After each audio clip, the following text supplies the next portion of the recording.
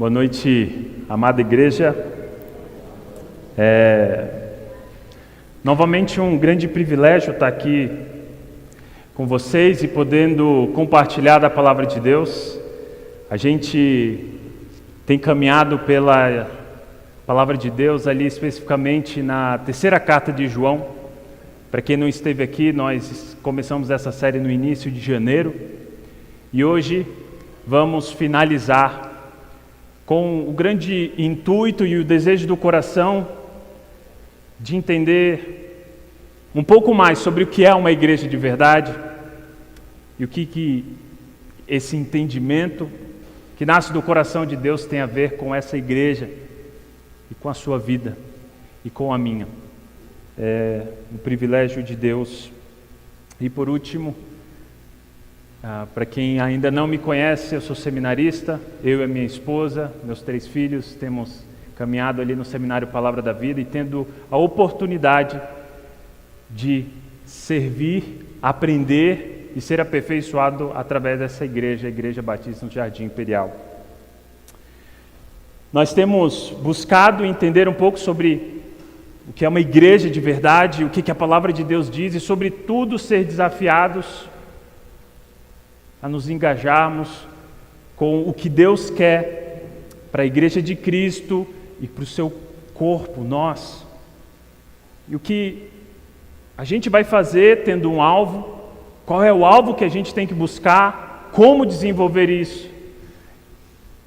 Isso muitas vezes é perdido, e se a gente olha lá para fora, a gente sabe que com tantas opções de igrejas, nós vemos o Evangelho de Deus florescendo em muitas, mas nós infelizmente vemos igrejas onde o Evangelho e as vidas ali acabam minguando. Seria uma tragédia se eu e você nos permitíssemos viver esse tipo de vida, tendo a palavra de Deus. Para quem não estava aqui, nós, nessa carta de 3 João, primeiramente vimos que uma igreja de verdade ela vai crescer quando cada um de nós abraça com amor, abraça com sua vida, com seu coração as verdades de Jesus Cristo. A igreja de Cristo é fundada por Cristo. E o que mantém essa igreja viva são as suas palavras. Ouvi-las deve ser o nosso desejo, e vivê-las deve ser a nossa vida. E depois disso a gente viu que uma igreja de verdade vai crescer assim como cada um abraça a verdade de Jesus Cristo com todo o seu coração, vai abraçar o serviço do acolhimento. Uma igreja de verdade, ela precisa ser acolhedora. Isso aqui tem que ser uma comunidade viva, uma comunidade que tem braço, que tem coração, que tem cuidado, que tem carinho.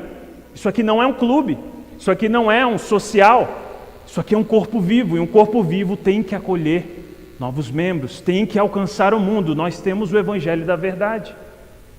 E por último, a gente viu que uma igreja vai crescer quando cada um de nós, com um coração apegado a Cristo, terá autonomia de dizer não para tudo que é mal e sim para tudo que é bom. Isso a gente viu na terceira carta de João. E se você lembra do início, a gente começou com uma palavra, crescimento. E essa palavra, ela caminhou por tudo que a gente via. O crescimento, ele é a pauta da vida, ele é o cronograma de tudo que a gente vê. E o crescimento, ele é necessário, ele é almejado.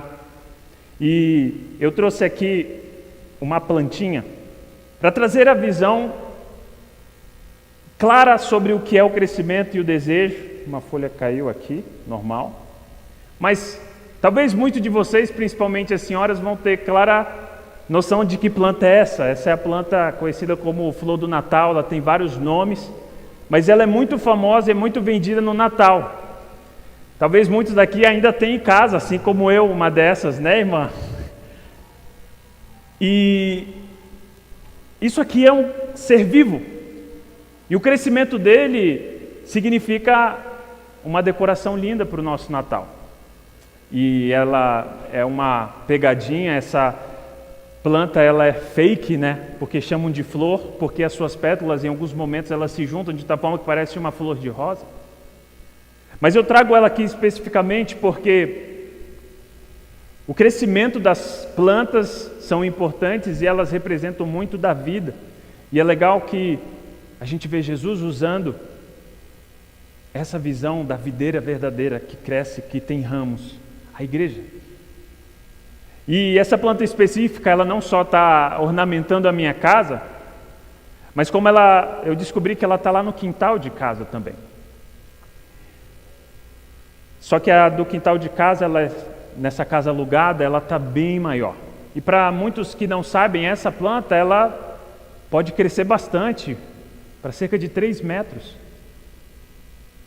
E lá de casa ela está perto do muro. Um dia minha sogra estava lá, ela falou: nossa, como é bonita essa planta. Eu mostrei para ela, estava mostrando, ela falou: mas sabe o perigo dela? Ela vai criar raízes fortes, ela está perto do muro. E o muro é de um barranco. Ela pode quebrar esse cimento. Isso é um perigo, porque é um barranco. E é interessante pensar que essa planta, para quem não sabe, ela não vai gerar frutos. O objetivo dela, quando a gente compra essa planta, a flor do Natal, é para que ela seja de ornamentação. E se você planta, como foi plantado lá no jardim, eu não sei por que plantaram, mas se você planta pensando que ela vai gerar sombra, é difícil. Ela não é o tipo de árvore frondosa. Se você espera que ela vai gerar frutos, infelizmente, ela não vai gerar. E ainda mais, essa planta ela tem uma seiva nociva que sai das suas folhas, que gera irritação. Muito, muito problemática, não mata, mas ela é tóxica. Conhecer essa planta vai definir se eu quero o crescimento dela ou não. Não basta dizer, é uma planta, vou fazer crescer, não. Nem toda planta é boa para o meu jardim. Então, não basta querer crescimento, tem que saber do quê. Não basta dizer, quero crescer na igreja, mas como? Que tipo de igreja? Será que fazer qualquer coisa, de qualquer forma, qualquer método, vai fazer um crescimento genuíno acontecer? Você quer gerar frutos? Será que é qualquer plano que vai gerar frutos? E se você veio de algumas igrejas, se você cresceu num ambiente cheio e rodeado de situações, você já deve ter visto que muita igreja não gera fruto. Na verdade, ela mata os que estão dentro dela. A gente vai caminhando com esse desejo de ter um crescimento e a gente vai entendendo que a igreja alcança crescimento pela unidade. Isso tem que estar muito certo na nossa mente. Se a gente quer o crescimento da igreja, consequentemente o crescimento da nossa vida, a gente tem que entender que isso só acontece através da igreja. E a igreja só cresce através da unidade. E essa é a grande ideia que a gente vai caminhar, e eu peço que você abra o seu coração para ter plena certeza de que no mundo dividido como nós vivemos, cheio de facções, cheio de grupos, cheio de minorias, cheio de maiorias, cheio de partidarismos, a unidade tem que ser viva na igreja. A gente não pode se permitir que sejamos tão unidos quanto qualquer empresa que é unida principalmente pelo dia do pagamento e nada mais. A gente é unida pela nossa essência, nossa identidade. A igreja alcança crescimento pela unidade. E é isso que eu quero que o seu coração esteja aberto.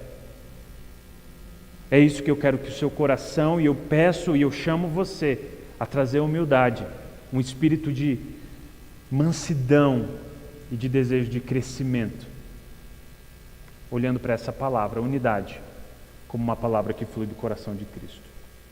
Abra, por favor, a sua Bíblia na carta de 3 João, e se você lembra bem do contexto, talvez não, é uma carta de incentivo e repreensão para grandes problemas que aconteciam na igreja primitiva, onde o evangelho florescia. 3 João, essa é uma carta de incentivo e é uma carta de repreensão. Tudo por causa da unidade que estava sendo sagazmente, perigosamente e ativamente ameaçada por aqueles que não tinham interesse no verdadeiro Evangelho de Cristo, mas tinham interesse de um empreendedorismo pessoal dentro da igreja. 3 João. A gente vai ler tudo, essa é a finalização, é curto. Que nosso coração esteja humilde para a palavra de Deus. O presbítero amado Gaio, a quem eu amo na verdade. Amado, peço a Deus que tudo corra bem com você e que esteja com boa saúde, assim como vai bem a sua alma. Pois fiquei muito alegre quando os irmãos vieram e deram testemunho de que você é fiel à verdade e vive de acordo com a verdade. Não tenho maior alegria do que esta, a de ouvir que os meus filhos vivem de acordo com a verdade. Amado, você tem sido fiel no que faz pelos irmãos, mesmo quando são estrangeiros. Estes deram testemunho diante da igreja do amor que você tem. Você fará bem caminhando-os em sua jornada de um modo que agrada a Deus. Pois foi por causa do nome que eles saíram, sem receber nada dos gentios. Portanto, devemos acolher esses irmãos para que nos tornemos cooperadores com eles na proclamação da verdade. Escrevi algumas palavras à igreja, mas Diótrefes, que gosta de exercer a primazia entre eles, não nos dá acolhida. Por isso, quando eu for aí, farei com que se lembre das obras que ele pratica, proferindo contra nós palavras caluniosas. E não satisfeito com isso, ele não recebe os irmãos, impede os que querem recebê-los e os expulsa da igreja. Amado, não imite o que é mal, e sim o que é bom. Quem pratica o bem procede de Deus. Quem pratica o mal jamais viu a Deus. Quanto a Demétrio, todos dão bom testemunho dele, até a própria verdade. E nós também damos testemunho, e você sabe que o nosso testemunho é verdadeiro. Muitas coisas tinha para lhe escrever, mas não quis fazê-lo com tinta e pena, pois espero vê-lo em breve. Então, conversaremos pessoalmente. A paz esteja com você. Os amigos mandam saudações. Dê saudações aos amigos, um por um. Abaixe sua cabeça, por favor. Vamos orar. Pai, ouvimos a Tua palavra agora. E Te pedimos de todo o coração, Pai. Abre o nosso coração. Pela graça de Deus, ouvimos esses louvores. Fomos levados a Te adorar com palavras tão preciosas, e queremos, Deus, com espírito e com verdade, abrir o nosso coração para o que o Senhor tem para falar hoje, através da Tua palavra, sobre a vitalidade, a necessidade, a importância da unidade dentro da igreja, para que gere algum crescimento, alguma vida, para que brote algum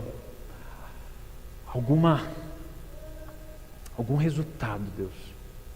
E eu Te peço para que as palavras sejam verdadeiras a partir da Tua palavra e que produza respostas verdadeiras para a adoração do Teu nome, Deus, porque nossa vida é Tua, essa igreja é Tua. Faz desse momento Teu também, em nome de Jesus. Amém.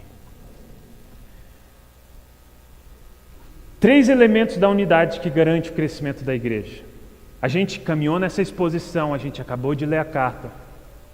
E eu queria destacar aqui os 3 elementos que seriam necessários, eram fundamentais, eram vitais para preservar a unidade naquela igreja.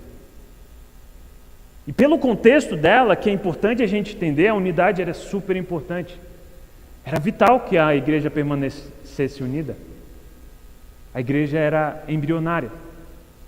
A igreja de Cristo tinha acabado de nascer, estava em expansão pelo mundo. O Senhor Deus estabeleceu os apóstolos, Ele deu os dons e deu uma comissão.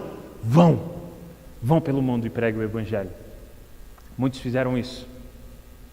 Muitas igrejas nasceram. Pessoas se converteram. O Evangelho de Cristo começou a crescer. E a partir daí, o que se precisava? Ensino. Para que essa roda girasse. Pessoas que se convertem a Cristo, que são agraciadas pelo poder dele, precisam ouvir as palavras de Cristo. Porque ele disse, ensinando-vos a guardar tudo o que vos tenho dito. Qual era o currículo do novo convertido? A palavra de Jesus Cristo. Você conheceu a Cristo, agora viva para Cristo. Mas as igrejas não tinham o papel que nós temos, com a facilidade que temos. Uma Bíblia no celular, uma comunicação tão difusa. Não. Igrejas isoladas, igrejas distantes. O que precisava então? De unidade. Por quê? Porque seria fácil homens quererem o controle de novas igrejas, pessoas sedentas por fé, sedentas por Cristo, mas não tendo uma Bíblia. Ou seja, que tal se eu falar algumas coisas e principalmente isso me ajudar a ganhar uma fama? Que tal se eu falar que tenho as palavras de Jesus e começar a enriquecer com elas? E isso estava acontecendo, isso aconteceu desde cedo. Essa era a realidade daquelas igrejas. Problemas, homens atacando, e a gente vê uma resposta de João, que era um supervisor de igrejas, escrevendo, incentivando. A gente vê em duas cartas, 2 João e 3 João, e 1 João é uma carta que traz a doutrina. Vocês vão se manter em Cristo através disso aqui que eu estou escrevendo. Vocês vão identificar esses malignos homens que olham para a igreja e veem uma oportunidade através dessa doutrina. E sobretudo, escrevendo doutrina, ele estava estabelecendo unidade. Se eu fosse nessa igreja, aqui, na Macedônia, e ouvisse a palavra de Deus, um homem pregando, eu devia ouvir a mesma mensagem se eu fosse lá em Éfeso. A mesma mensagem se eu fosse lá em Corinto. Devia ser o mesmo evangelho. Correto? E era isso que eles lutavam. E nessa carta a gente vai ver alguns 3 elementos importantíssimos e a gente vai ver como isso lidar conosco hoje atinge a nossa vida. A unidade na igreja aconteceria através de uma liderança espiritual estabelecida. Irmãos, Jesus iniciou o seu ministério e o que ele de imediato chamou? Discípulos. Esses discípulos caminharam com Jesus, ouviram das suas palavras e foram estabelecidos como apóstolos. Eles foram enviados. E a gente tem então, depois, uma traição, a gente tem a substituição e a gente tem um chamado de um outro homem que escreveu a maior parte do Novo Testamento, o apóstolo Paulo, que foi reconhecido como apóstolo pelos outros apóstolos. Jesus veio ao mundo e subiu aos céus, consumou a sua obra e deixou essa obra para os apóstolos, para os líderes. Me diz uma carta, uma doutrina que a gente encontra na Bíblia que não foi escrita por um desses homens. Jesus, quando esteve na terra, estabeleceu liderança espiritual habilitada por Jesus Cristo. E a gente vai vendo dons distribuídos, inclusive dons de liderança. E quando a gente vai ver o início dessa carta de 3 João, você pode acompanhar, a primeira coisa que ele fala é o presbítero. Primeira coisa que ele fala é se denominar, e qual sua posição? O ancião, o supervisor, aquele que cuida da igreja. E a gente vai vendo ele ressaltando quem fazia bem para a igreja, Gaio. E a gente vai ver como ele ressalta a efetividade desse irmão. Não sabemos se ele tinha uma posição de liderança, mas a gente sabe claramente que ele tinha uma posição de influência na vida dos irmãos, pelas atitudes fiéis que ele tinha. E não só o reconhecimento de uma autoridade, e lá no fim vocês vão ver um cara chamado Demétrio, que provavelmente era o cara que carregava essa carta, sendo reconhecido e falam, todos dão pelo testemunho dele, e nós também, e você sabe que o nosso testemunho é verdadeiro.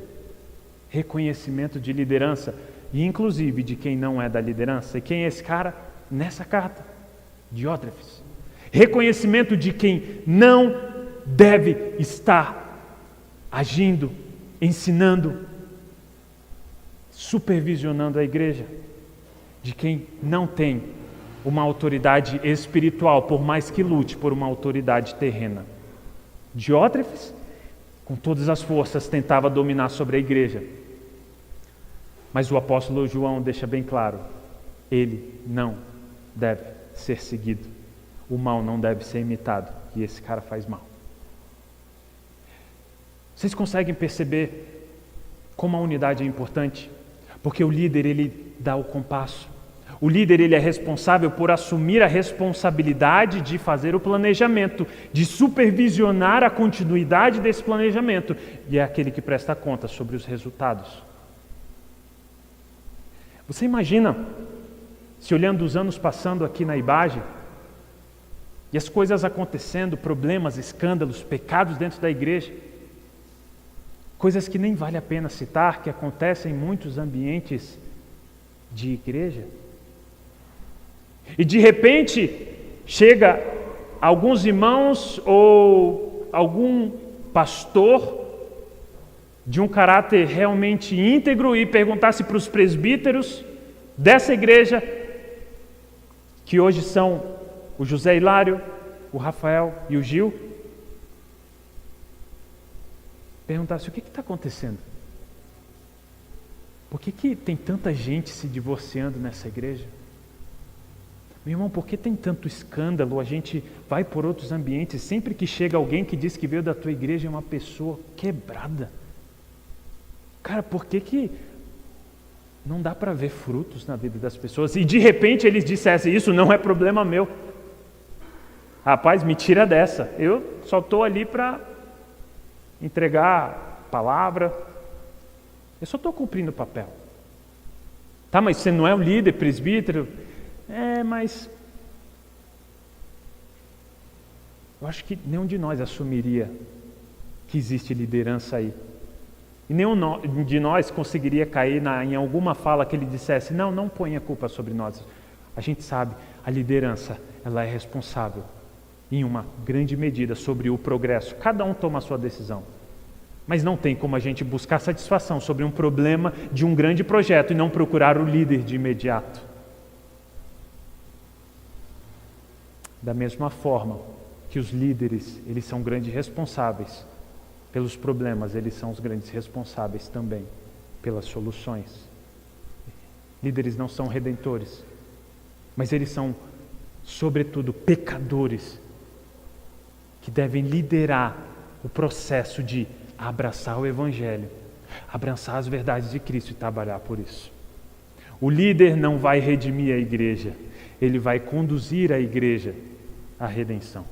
O líder não faz a igreja ser madura, ele tem que continuamente conduzir as pessoas até Jesus Cristo para que elas se tornem maduras. E era exatamente isso que estava sendo atacado naquelas igrejas. Uma liderança espiritual seria necessária, pessoas reconhecidas por Deus. E um outro elemento vital para que a unidade na igreja acontecesse seria através de doutrina bíblica. Ok, temos líderes, homens reconhecidos, homens que não só uma nem duas, mas muitos dão testemunhas. Sim, ele esteve com Jesus. Sim, o que ele fala é de Cristo. Ele tem uma pauta do que ele fala. Ele tem um ensino a ser dado. Isso é a doutrina bíblica. Você imagina a igreja permanecer unida sem uma pauta? Sem um currículo? Você imagina se você fosse tentar matricular seu filho no início do ano numa escola e perguntasse assim: qual o planejamento do ano? Qual o seu filho? Quinta série? Rapaz, a gente não tem, olha. Vamos ver o que vai rolar, cada professor tem seu método, você vai sentir muita, e eu espero que você sinta, muita reserva em continuar nessa escola. E sobretudo você pergunta: o que vai ser ensinado? Olha, tem professor que gosta de ensinar assim sobre biologia, outros são mais chegados com matemática, tem professor que passa bastante tempo falando sobre política, outros religião. Tá, mas como vocês avaliam e qual o processo? A gente acaba não tendo. Você consegue ver, aqui não vai formar pessoas, não vai formar alunos competentes. Por quê? Porque não existe uma unidade. E o que eu quero que o nosso coração entenda, meus irmãos, é que a palavra de Deus é a nossa unidade. A palavra de Deus é o nosso vínculo com Deus. Se a gente não quer ouvir a palavra de Deus, a gente não tem mais nada o que fazer. Na igreja, numa conversa com o pastor, quer um aconselhamento. Mas sabe, Jesus, acontece que ele não é bem o centro. Que conselho você quer? Busque em outro canto, porque você não pode buscar nada que saia daqui de dentro que não te aponte para Jesus Cristo. E uma coisa que a igreja precisa ser unida é na doutrina bíblica. Doutrina bíblica, a palavra de Cristo e a palavra de Jesus. E é exatamente isso porque que a gente não aceita o ecumenismo que o mundo quer entregar. Não, somos todos de Deus, não tem como, porque a confissão de quem é Deus muda, quem é Jesus muda, o que é salvação muda. Não existe unidade entre nós e outras religiões sobre as confissões de quem é Deus e quem é Cristo. E me diga se isso não é a centralidade pelo qual nós vivemos? Como a gente pode dizer que é unido com essas outras pessoas de outras religiões, se o centro da nossa vida, que é quem é Jesus, não bate? E como isso acontece dentro da igreja? A gente diz, somos de Cristo, mas na hora de pôr em prática, a gente acaba, cada um seguindo para o seu próprio caminho. E essa é a responsabilidade da liderança espiritual, estabelecer pontualmente um ensino bíblico, um caminho, um projeto. Você, como cristão, como membro dessa igreja, ou talvez um visitante, você precisa ter convicção. Quando você chega num processo de caminhar com uma igreja, você precisa que essa igreja tenha alvos para a sua vida, no seu crescimento com Cristo. E por último, a unidade seria mantida pela liderança espiritual, por uma doutrina bíblica preservada e pelo serviço do corpo. Ok. A gente tem aqui então, está tudo resolvido. A gente tem uma liderança, a gente reconhece que é espiritual, a gente sempre abre a Bíblia, mas a gente não é muito chegado em ficar fazendo essas coisas de igreja, de pensar em ministério, de pensar em serviço. Será que existe igreja assim? Será que existe crescimento? Se você olha para o contexto de João, o serviço do corpo, ou seja, o serviço daqueles membros entre eles, era essencial para a vitalidade daquela igreja. Se você lembra que a gente leu, a gente vai vendo que Gaio, ele é louvado porque ele anda na verdade, ele pratica a verdade, todos dão testemunho de que ele é da verdade. E onde você vai vendo como ele praticava isso, a gente viu ali no versículo, se você quer acompanhar, no versículo 5, ele diz, você tem sido fiel no que faz pelos estrangeiros. O quê? Ele pratica alguma coisa. O que ele faz? Esses é o testemunho diante da igreja do amor que você tem.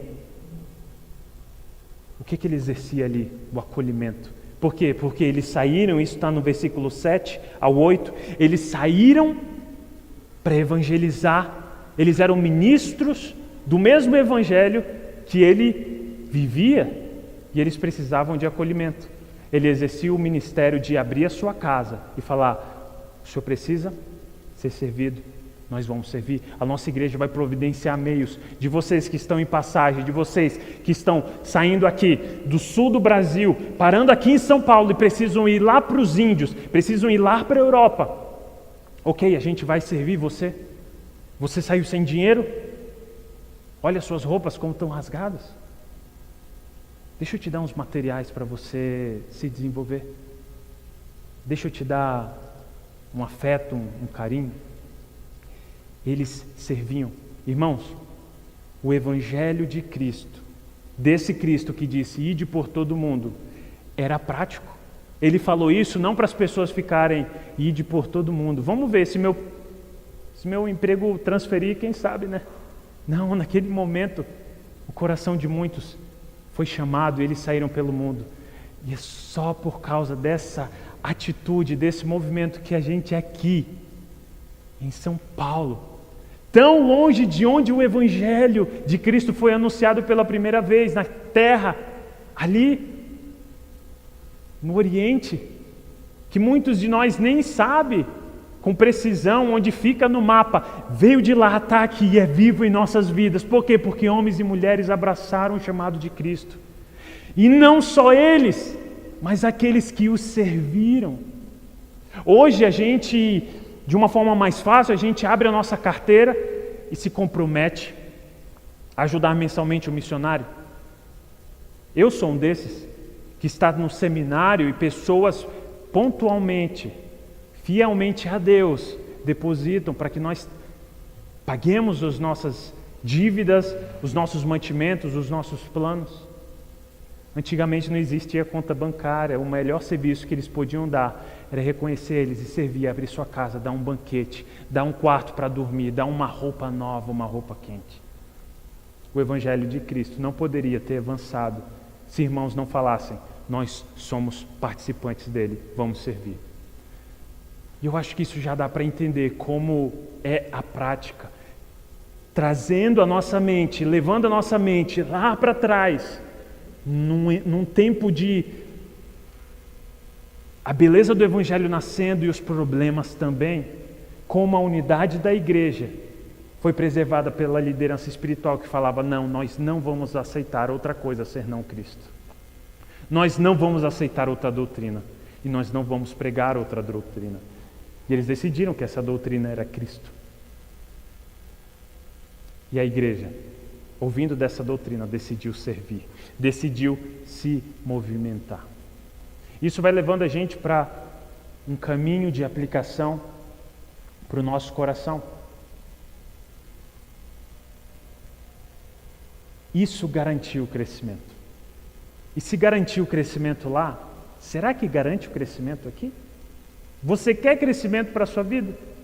Muitos estão desesperados pelo casamento, desesperados pelo emprego, doenças. Ajuda é necessária, é sim.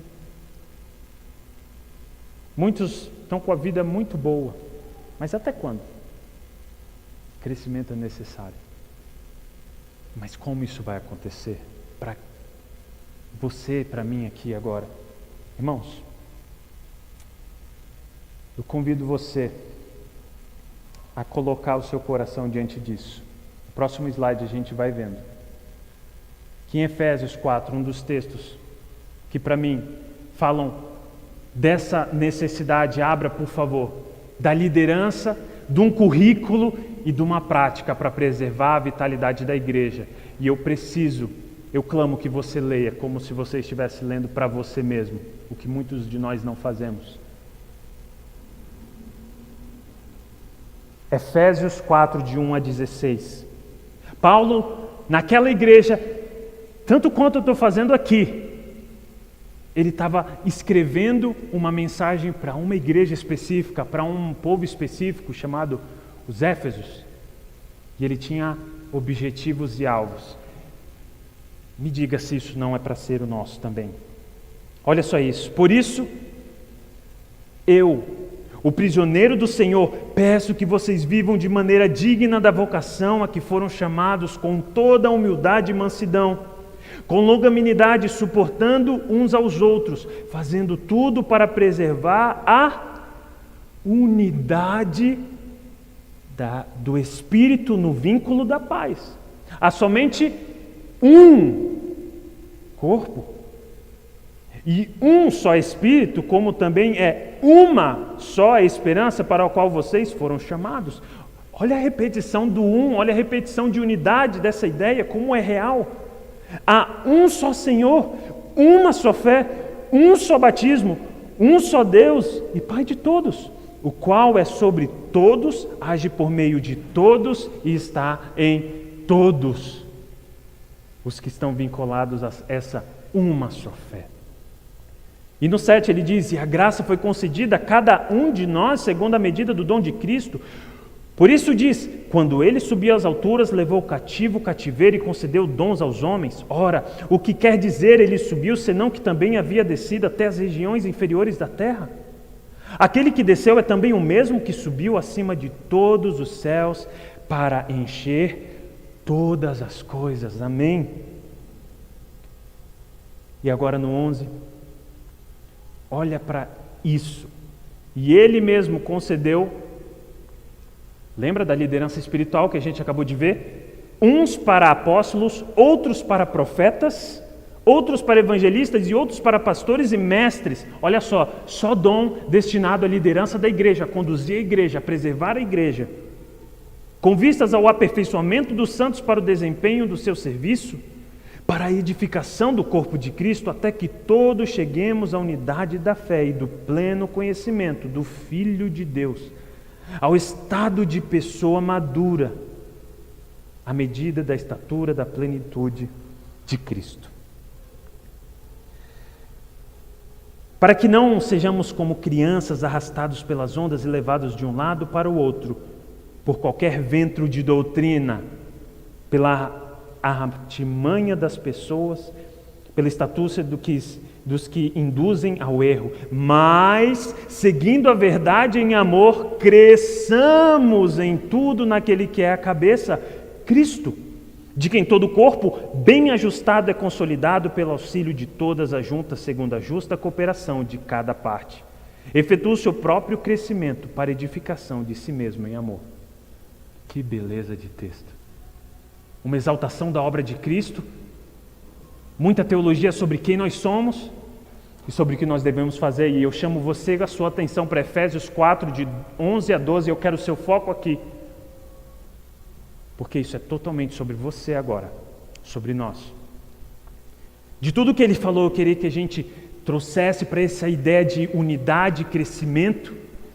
Ele diz o seguinte: ele mesmo concedeu uns para apóstolos, outros para profetas, outros para evangelistas e outros para pastores e mestres. O que é isso? Ele, quem foi ele? Jesus Cristo. Ele estabeleceu a liderança espiritual.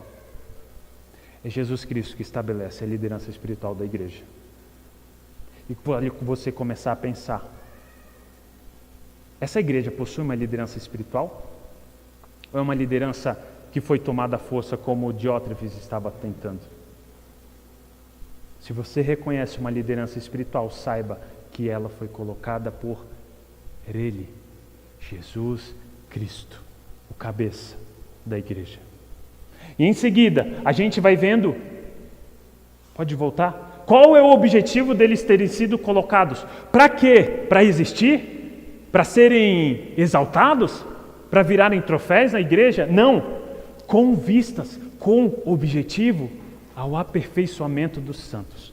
Esses homens que Deus tem colocado, eles têm um objetivo específico. Não é reinar sobre você. Não é fazer grande em pé sobre os seus ombros. É para fazer você crescer em Jesus Cristo. Aperfeiçoamento. Ou seja, maturidade. Os pecados que te arrancam serem colocados. Os objetivos da sua vida em Cristo serem devidamente alcançados.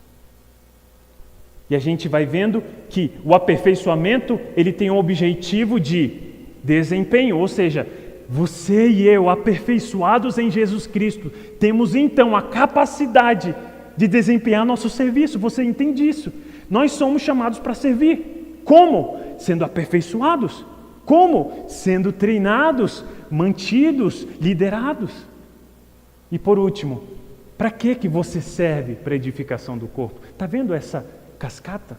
Líderes servem para aperfeiçoar cristãos. Cristãos aperfeiçoados servem para virar triunfo, belezinha, para mostrar para o mundo? Não, serve para servir. A quem? Ao corpo. Se você se considera um cristão, você precisa reconhecer alguma autoridade espiritual na sua vida. E deve reconhecer que essa autoridade tem que te levar para um crescimento para um serviço para um alvo, igreja.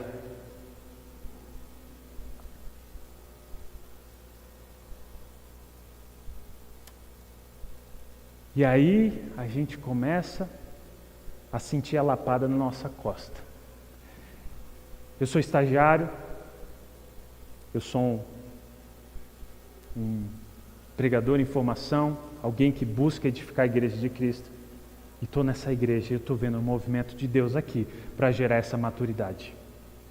A IBAGE alcança crescimento pela unidade. Você veio aqui e você deve almejar crescimento na sua vida.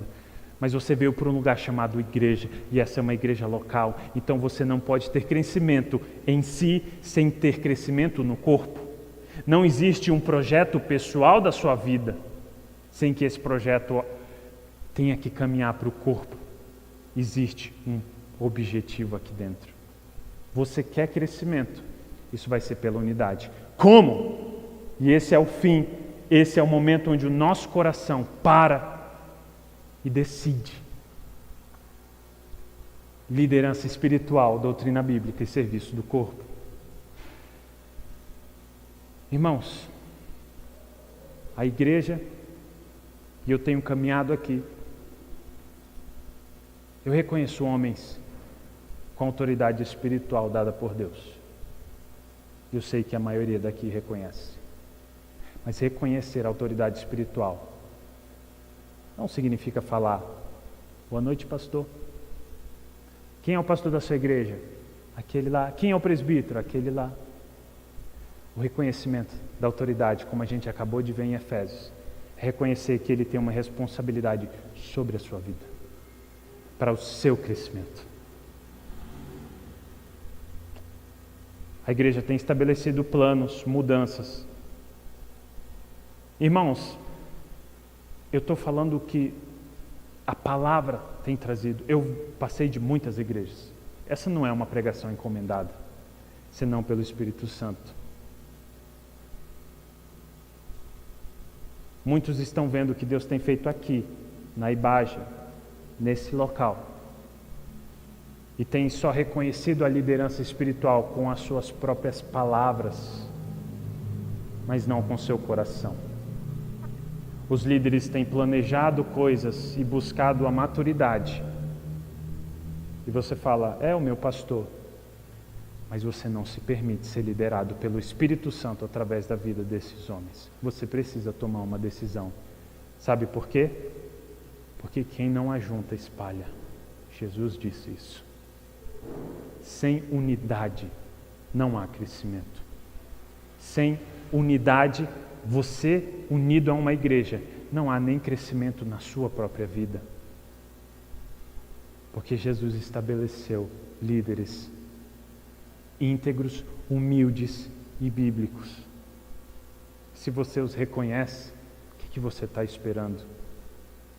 Deixe-se ser conduzido. Em seguida, doutrina bíblica. Se você reconhece que essa igreja aqui ensina a palavra de Deus e ensina esse currículo de gerar maturidade para que você desempenhe um papel, entregue-se a isso. A igreja, os presbíteros dessa igreja, os líderes, estabeleceram alguns planos de ação. E um deles são os grupos familiares. Qual é a sua visão sobre os grupos familiares até agora? Eu cresci numa igreja que